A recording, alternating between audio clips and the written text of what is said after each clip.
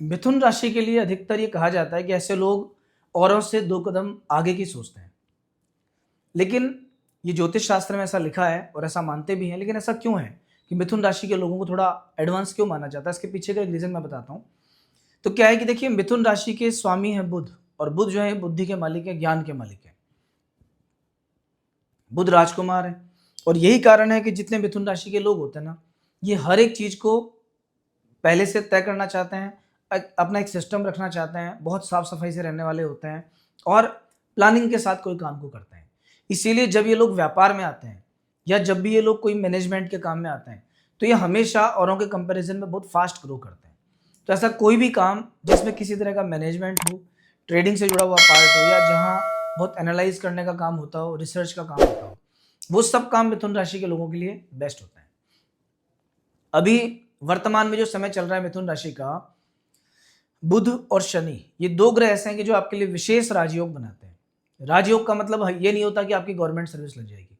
राजयोग का मतलब क्या होता है कि बहुत आराम से राजाओं की तरह अच्छा जीवन जीना, या उस समय में जिस समय अवधि में ये योग बनता है, उस समय अवधि में व्यक्ति को सुविधाएं मिलना, हर काम बढ़िया तरीके से होना, फाइनेंस को लेकर प्रॉब्लम नहीं आना। तो अभी आपका समय इस दृष्टिकोण से बहुत अच्छा चल रहा है। कैसे? देखो, सबसे पहली चीज तो रिसेंटली बुध ग्रह अभी वक्री हुए हैं, और वक्री होके आपकी खुद की राशि में आ चुके हैं। मिथुन राशि में बुध स्वराशि के होते हैं, क्योंकि बुध की खुद की राशि है मिथुन, और आपके फर्स्ट हाउस में, मतलब आपकी राशि में बुध विराजमान है सूर्य के साथ।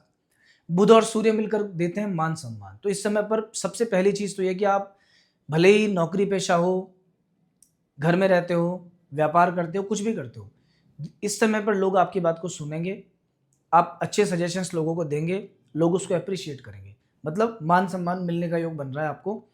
और प्रथम भाव में बुध स्वराशि के एक योग बनाते हैं जिसे कहते हैं भद्र नामक पंच महापुरुष राजयोग। मतलब अभी आपका समय व्यापार के दृष्टिकोण से बहुत बढ़िया चल रहा है। चतुर्थ भाव के स्वामी लग्न में बैठे हैं। जमीन, मकान, प्रॉपर्टी से विशेष लाभ का योग चल रहा है। जमीन खरीदने से, बेचने से विशेष लाभ हो सकता है।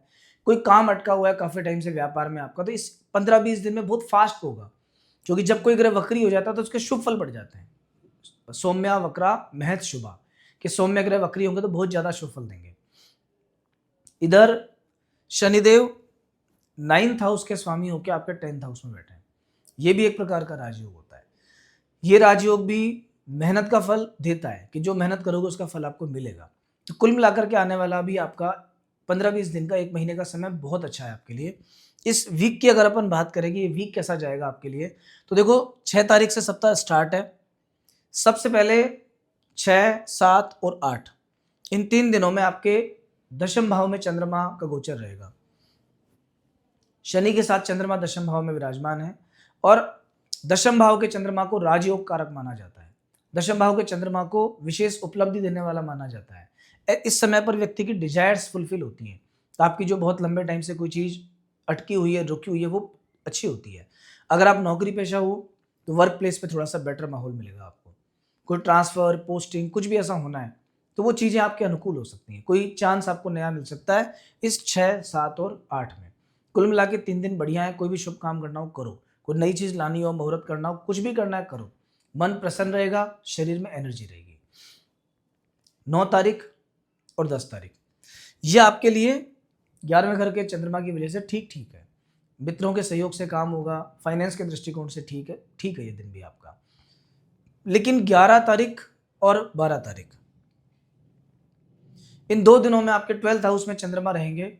इसको हम अच्छा नहीं मानते। इसमें होता क्या है, स्ट्रेस, टेंशन, स्वास्थ्य से संबंधित कष्ट, पारिवारिक झगड़े, अच्छा बोलोगे लोग बुरा समझ जाएंगे, ये सब चीजें ऐसे समय पे होती हैं। तो इन 2 दिनों में, वीक के लास्ट के 2 दिनों, वीकेंड में आपको थोड़ा सा ध्यान रखना है।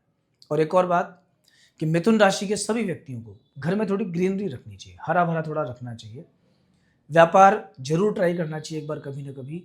कुंडली में अगर आपके बुध की स्थिति ठीक है, बुध आपका कोई खराब नक्षत्र में नहीं बैठा है, बुध आपके अगर मान लीजिए कोई वेद नहीं बनाते हैं, अष्टक वर्ग में 4 रेखाओं से ऊपर है, और जो लग्न है आपका वो भी बुध से मिलता हुआ है, मतलब बुध के किसी मित्र का लग्न अगर है, तो ऐसी परिस्थिति में आपको पन्ना या पेरिडॉट जरूर धारण करना चाहिए। धारण करोगे तो उसके बहुत से अच्छे बेनिफिट आपको देखने को मिलेंगे। और गणेश जी की जो पूजा है, भगवान गणपति की पूजा, वो आपको प्रतिदिन करनी चाहिए। भले ही आप गणेश चालीसा ही पढ़ो, पर डेली पढ़ो। ये शुरू कर दोगे, इसके बाद लॉन्ग टाइम में आप देखना कैसे शानदार रिजल्ट आपको मिलते हैं। Day by day, year by year growth की तरफ आप जाओगे।